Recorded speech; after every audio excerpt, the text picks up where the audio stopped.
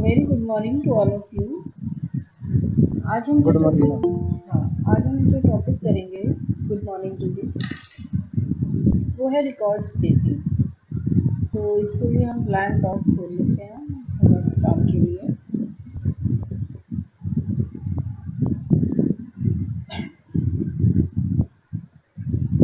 हमारे टॉपिक का नाम है रिकॉर्ड स्पेसिंग।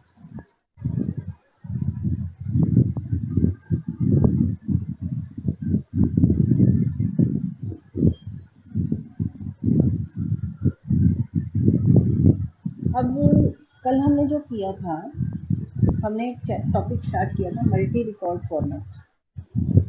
ये उसी के अंदर आता है, मतलब मुझे ये कहना चाहिए कि मल्टी रिकॉर्ड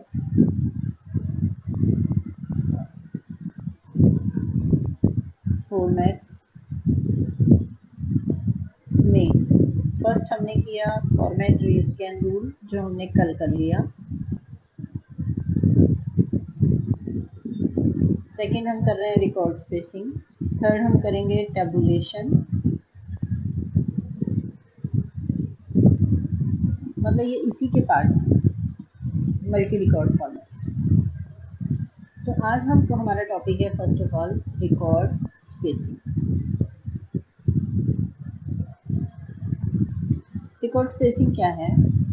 मैं चाहती हूँ कि रिकॉर्ड वन लिखा जाए। रिकॉर्ड क्या होता है? रिकॉर्ड होता है एक लाइन में जो होता है, तो रिकॉर्ड वन हो गया एक लाइन में, चाहे थोड़ी सी जगह ले, चाहे ए इज इक्वल टू 4.3 है लेकिन उसको रिकॉर्ड वन कहेंगे। अगली लाइन में खाली छोड़ना चाहती हूँ, ब्लैंक स्पेस देना चाहती हूँ। फिर उसे अगली लाइन में मैं चाहती हूँ कि रिकॉर्ड टू लिखा जाए,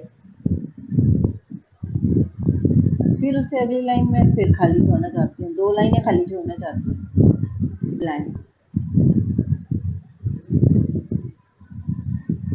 तो इसको कहते हैं स्पेसिंग, दो रिकॉर्ड्स के बीच में। फिर मैं चाहती हूँ अगला रिकॉर्ड लिखा जाए, थर्ड।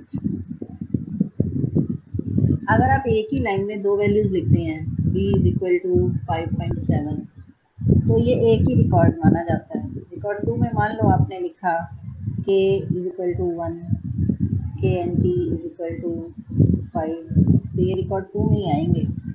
रिकॉर्ड थ्री में मान लेते हैं हमने पांच वैल्यूज लिखी, suppose G T G one is equal to 5, G two is equal to 7 और स्पेस नहीं है, मतलब कितनी वैल्यूज हैं वो रिकॉर्ड थ्री माना जाएगा। एक लाइन में जितनी वैल्यूज हैं वो एक रिकॉर्ड है। मैं दो रिकॉर्ड के बीच में ब्लैंक लाइन छोड़ना चाहूँ तो इसे बोलते हैं रिकॉर्ड स्पेसिंग। अब इसका तरीका क्या है? इसका तरीका है कि आपको बैकस्लैश यूज करना होता है। बैकस्लैश, बैकस्लैश का मतलब है एक ब्लैंक लाइन। बैकस्लैश का मतलब है jump to next line. Backslash को ऐसे समझो, बैकस्लैश का मतलब है गो टू नेक्स्ट लाइन।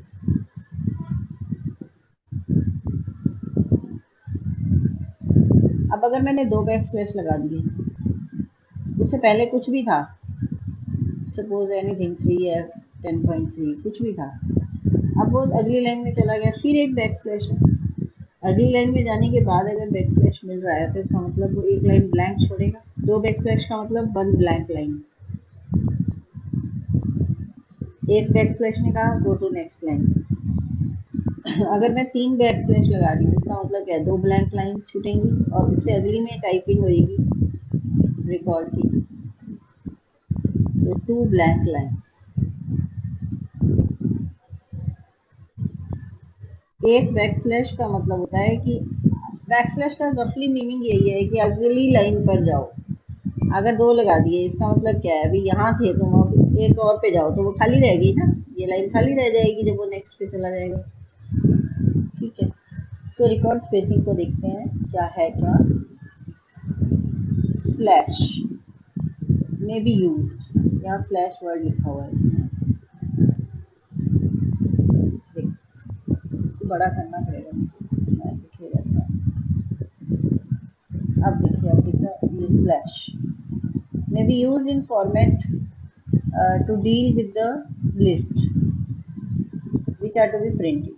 ये सब पढ़ लेना आप। यहाँ से मैं एग्जांपल की हेल्प से समझाऊंगी। Real P 1 to 7, print 38 P I 1 to I equal to 1 to 7, मैं इसको लिखती हूँ।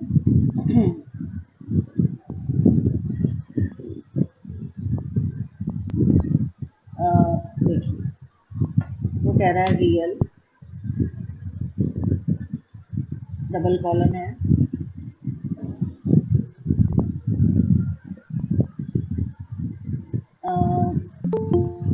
P1 to 7। इसका मीनिंग है कि ये कह रहे हैं उसकी डायमेंशन 7। अब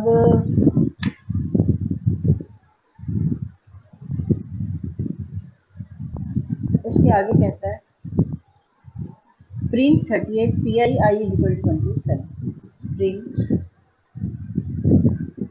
38 कॉमा आई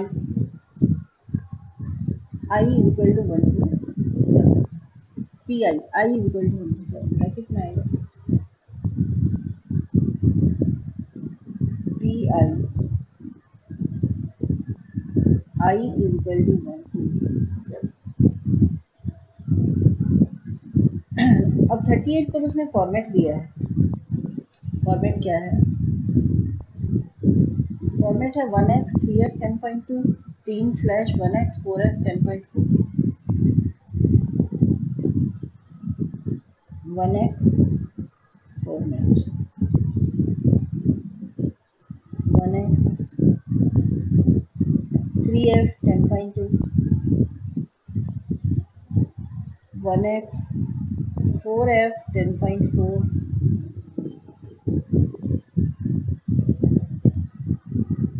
3f 10.2 के बाद 3 स्लैश है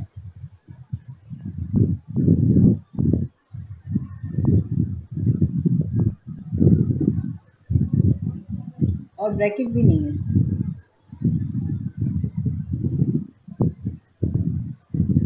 पहले तो एक ब्रैकेट है तो। अब है 3 स्लैश, तो ये कॉमा भी नहीं आएगा। 1 2 3 3 स्लैश दिख रहा है क्लियरली। इसको और क्लियर लिखूं क्या?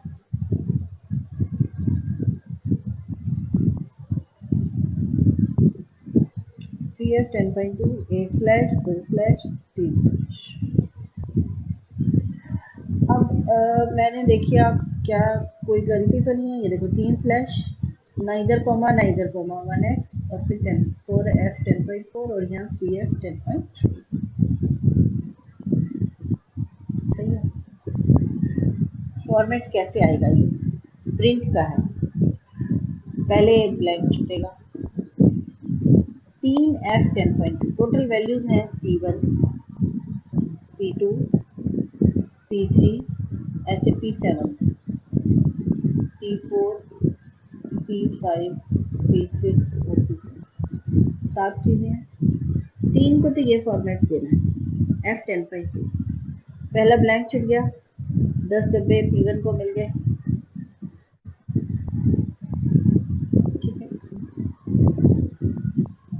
F10.2। फिर P2 को भी मिल गए 10 डब्बे, F10। और फिर P3 को भी F10।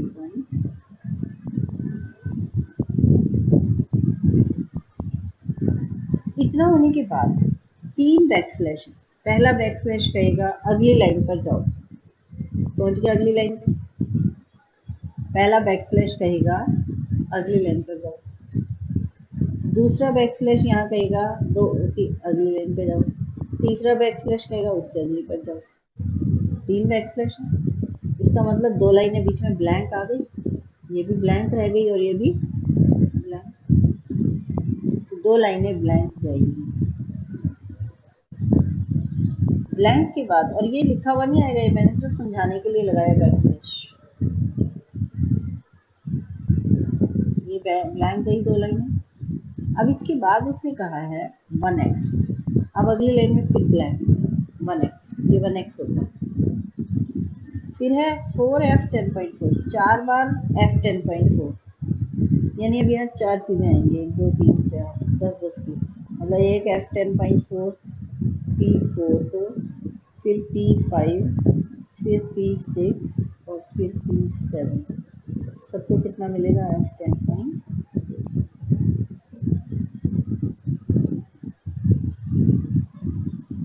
ये।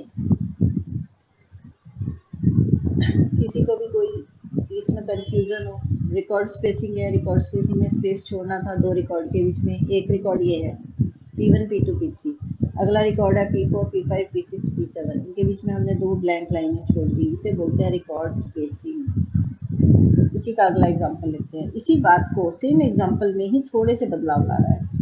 अब उसने क्या किया, 1x 3f10.2 स्लैश है 1x 4i8 integer k1 m1 और real abc। Integer k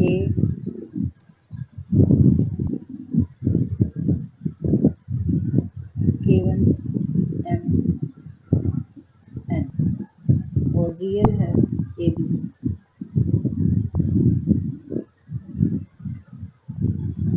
right.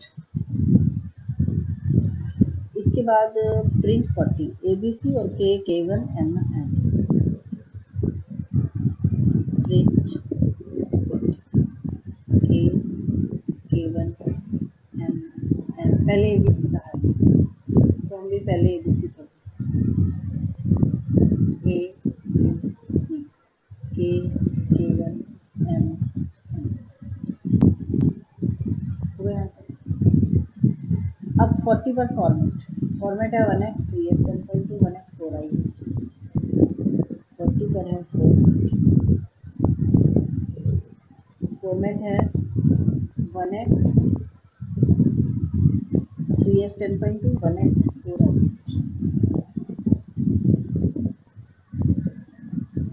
1x 3f10.2 slash 1x 4i। पहले एक ब्लैंक 3f10.2, ये किसको मिलेगा f10.2? पहले abc है, अब स्लैश, स्लैश का मतलब अगली लाइन पे गया, अगली लाइन पे आ गया ये स्लैश, तो अगली लाइन पे आने के बाद स्लैश नहीं टाइप होता, बस स्लैश का मतलब अगली लाइन पे आ गया 1x। 1x मीन्स यहाँ blank,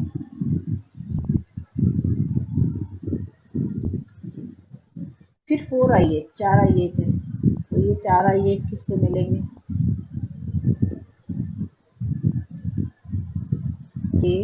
k1 m n। Format मिल गया सबको। अब इसी स्टेटमेंट में थोड़ा सा चेंज लाता है वो, कहता है अगर यही स्टेटमेंट हम ऐसे लगा दें कि 1x के बाद स्लैश, फिर 3f10.2, फिर स्लैश और ये ब्रैकेट 1x स्लैश 3f10.2 फिर स्लैश और फिर ब्रैकेट में है 1x और 4i8। ये ब्रैकेट अलग है, बड़ी ब्रैकेट। इसके बाद अगले पेज पे बताती हूँ उसने क्या कहा है। प्रिंट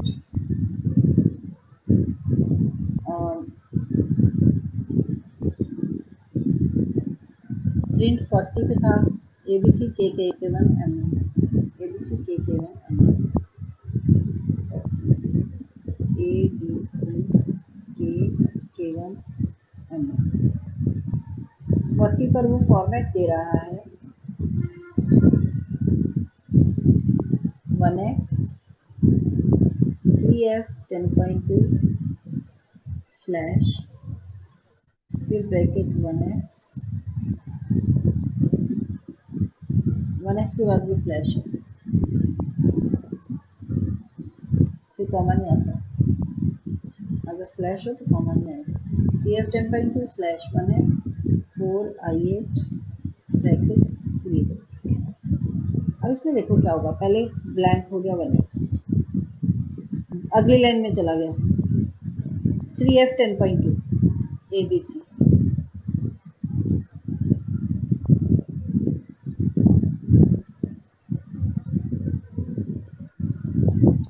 फिर स्लैश, स्लैश का मतलब फिर अगली लाइन में पहुंच गया। अब वो ब्रैकेट जो है ना, इसका मीनिंग क्या है? 1x, पहले एक ब्लैंक छोड़ेगा, 4i8। ब्रैकेट का मतलब है कि अब ये k को पहले एक i8 देगा और फिर अगली लाइन में ब्रैकेट, अगली लाइन में पहुंच जाएगा, फिर k1 को देगा i8। ब्रैकेट की वजह से ऐसा हो रहा है। फिर अगली लाइन में पहुंचेगा, फिर mn को m को i8 और फिर अगली लाइन में n को। ध्यान से देखना, ब्रैकेट क्या करेगी, 1x, एक ब्लैंक छुड़वाएगी, i8 देगी, फिर ब्रैकेट बंद हो गई, फिर दोबारा अगली लाइन में पहुंचेगा। ये मतलब बैक स्लैश से लेकर ये हिस्सा रिपीट होता रहेगा, ये फॉर्मेट।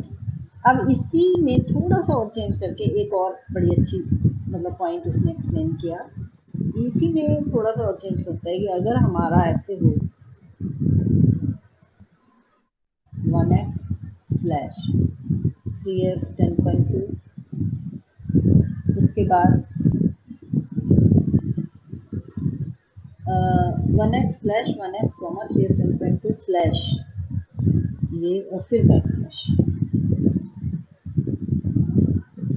तो 1x स्लैश 3f.2 यहाँ पर 1x के बाद फिर 1x। ये पेपर में आया हुआ है रिकॉर्ड स्पेसिंग काफ़ी बार, आप देख लेना अपने क्वेश्चन पेपर से। 3f 10.2 फिर स्लैश, अब की बार ब्रैकेट के अंदर 1x है और 4i8 है।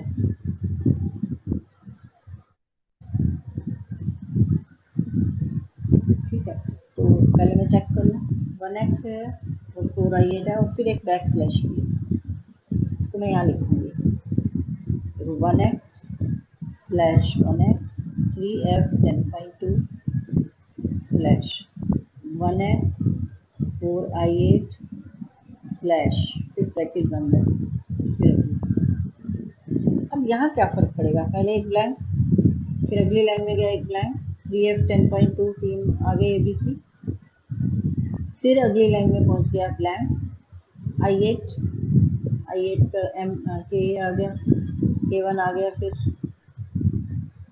ये बैक स्लैश क्या करेगा, इसके बाद एक लाइन ब्लैंक छुड़वाएगा,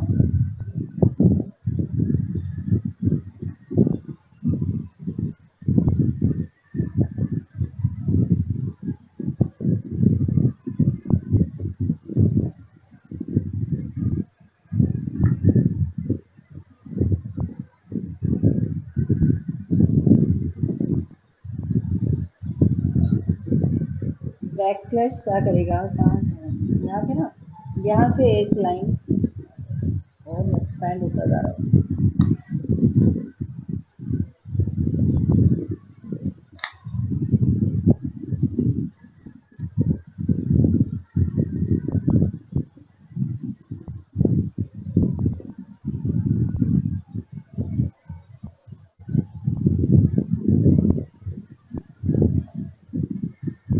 हाँ जी,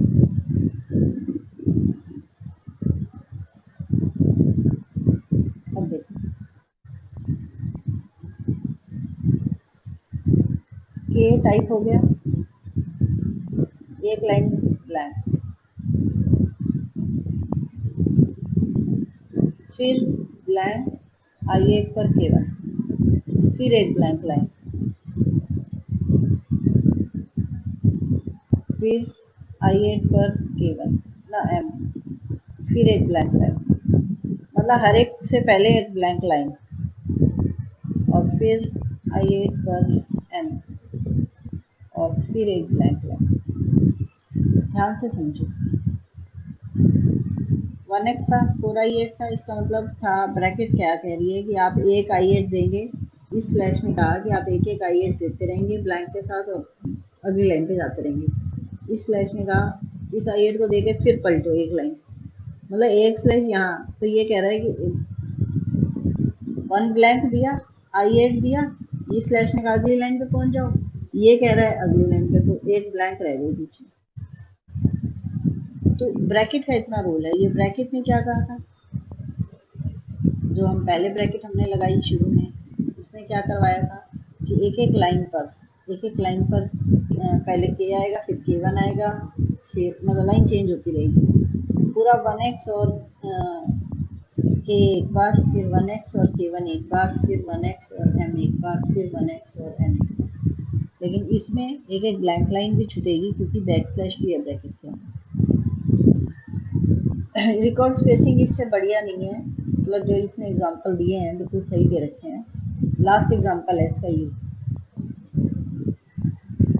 रिकॉर्ड स्पेसिंग में इस एग्जांपल में कहता है कि आपके पास रियल एबीसी है, इंटीजर है एम, एनटी है 1 से 28। पहले इतना लिखते हैं,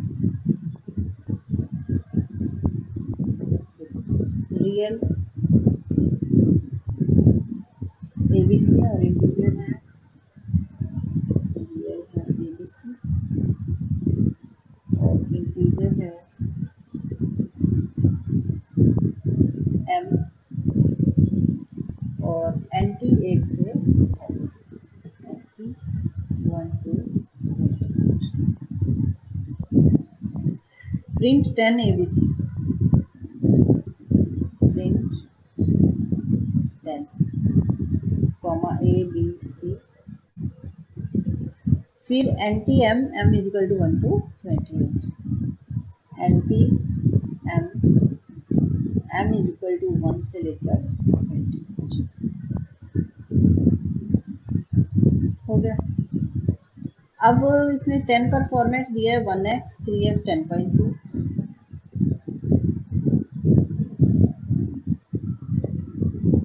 1x 3f 10.2 स्लैश, फिर ब्रैकेट के अंदर है 1x 4i8, 1x 4i8, फिर स्लैश, फिर 1x और 3i8, 1x और 3i8, और ब्रैकेट बंद, ये वाली ब्रैकेट बंद हुई है, इसको भी बंद करना है तो ये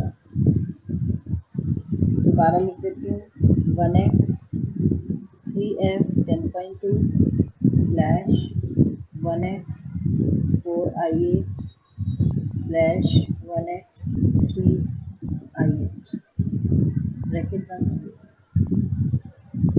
अब यहाँ देखो, पहले ए बी सी है, पहले तो ब्लैंक हो गया, फिर उसके बाद ए बी सी को मिल गया 3f 10.2 हो गया। उसके बाद बैक स्लैश का क्या मतलब है, अगली लाइन पे जाओ, अगली लाइन पे ब्रैकेट है, ब्रैकेट में 1x है, 4i8 तो यहाँ क्या होगा, और फिर स्लैश, पहले तो ब्लैंक हो गया, 4i8 का मतलब है कि ये एक i8,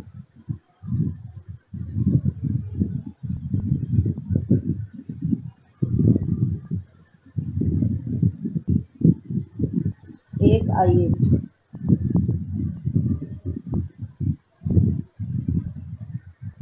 i8 यहाँ, ठीक है। फिर अगली लाइन पे गया स्लैश, ब्रैकेट तो बंद नहीं हुई अभी, अभी ब्रैकेट बंद नहीं हुई लेकिन लाइन बदल गई, 1x 3i8, 1x और 3i8, 3i8 का मतलब है कि यहाँ तो पहले इसने 4i8 दे दिए, अगली लाइन पे 3 दिए, अभी हमारी चीजें 28 है, ये हो गई है 7, हो गई है। इन 7 में एंटी 1 एंटी 2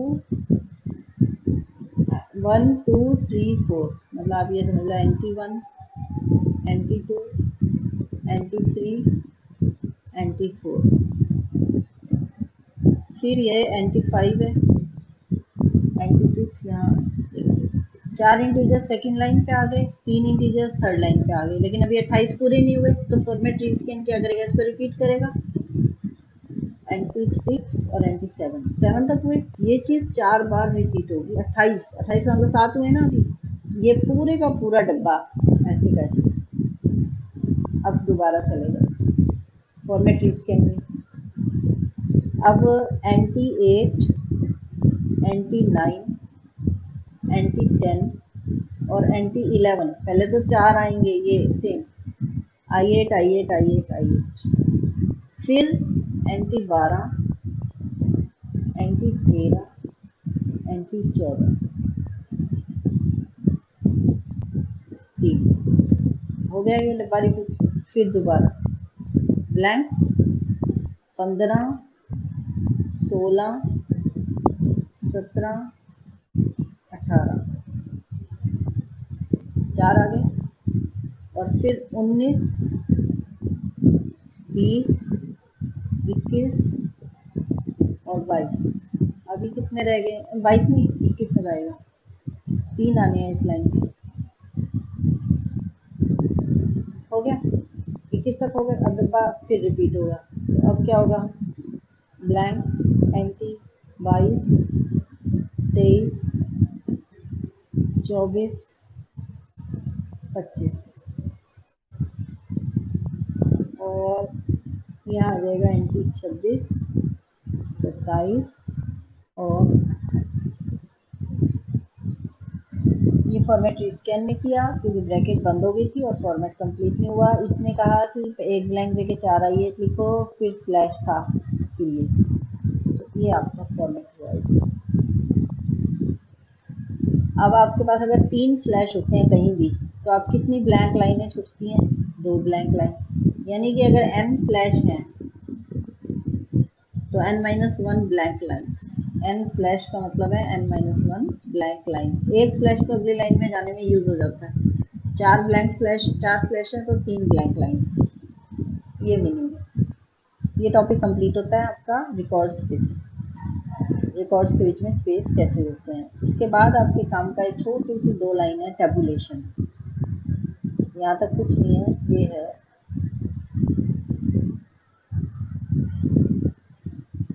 एक्सपेंड करना तो आसान है।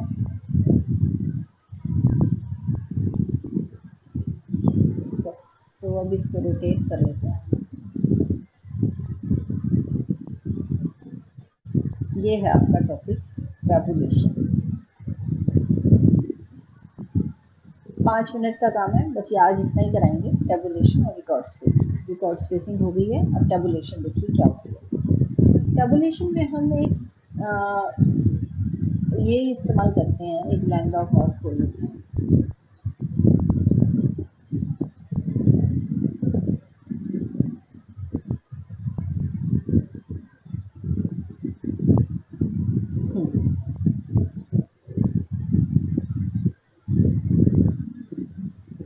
टेबुलेशन,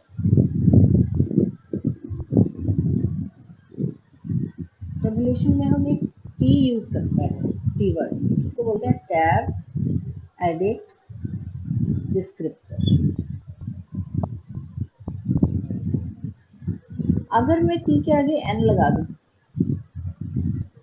इसका मतलब है कि जहां भी कर्सर है, जिस पोजीशन पे है, कहीं भी है, मान लो टी के आगे 6 लगा दिया, तो वहां से छठी पोजीशन पे पहुंचो, छठे कॉलम पे पहुंचो, T6, TN, data to read from nth column, T6 का मतलब छठे कॉलम पे पहुंच जाओ आंख बंद करके, चाहे आप कहीं खड़े हो, जो भी आपका छठा कॉलम है, 1 2 3 4 5 6, चाहे वो 80वें कॉलम पे हो, तो भी उसको छठे पे पहुंचना है। T6 का मतलब है कि जो n में लिख रखा है वहां उस कॉलम पे पहुंच जाओ। 3 ही डिस्क्रिप्टर यूज होते हैं, TN, अगला है TLN। LN का मतलब है जहां भी आप खड़े हो वहां से लेफ्ट की तरफ इतना घूम हिल जाओ। मतलब मान लो मैंने लिखा TL2, इसका मतलब अब वो छठे पर है ना, तो छठे से 6 से वो लेफ्ट की तरफ 2 जाएगा, लेफ्ट की तरफ 1 छोड़ेगा, 2 छोड़ेगा, यहाँ पहुंच जाएगा। लेफ्ट की तरफ 2 डब्बे मूव कर जाओ। और टी आर एन होता है, आर एन का मतलब है राइट की तरफ एन मूव कर जाओ। इसको पढ़ लो, T R N which causes data to read और print a column to the right of the present position, और एल एन वाला लेफ्ट ऑफ प्रेजेंट पोजीशन। इसका बेस्ट एग्जांपल है ये इंटीजर एबीसी, रीड 15 एबीसी, 15 पर फॉर्मेट है T6 I2 T9 I3 T2 I4। इसको मैं लिखती हूँ, integer A, B, N, BC, read 15 ABC, read 15 ए, 15 पर फॉर्मेट है T6 I2 T9 I3 T2 I4, T6 T9 T6 T9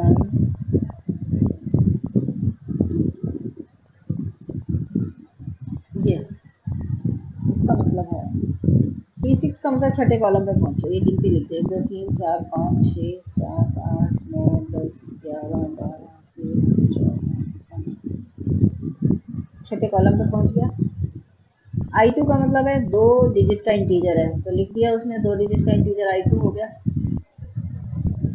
T9 कहता आप 9वें पे पहुंचो, पहले छठे पे कहा था, कहता 9वें पे आओ, 9वें पे आके I3 लिखो, I3 का मतलब 3 डिजिट लिख दो, तो I3 भी लिख दिया उसने।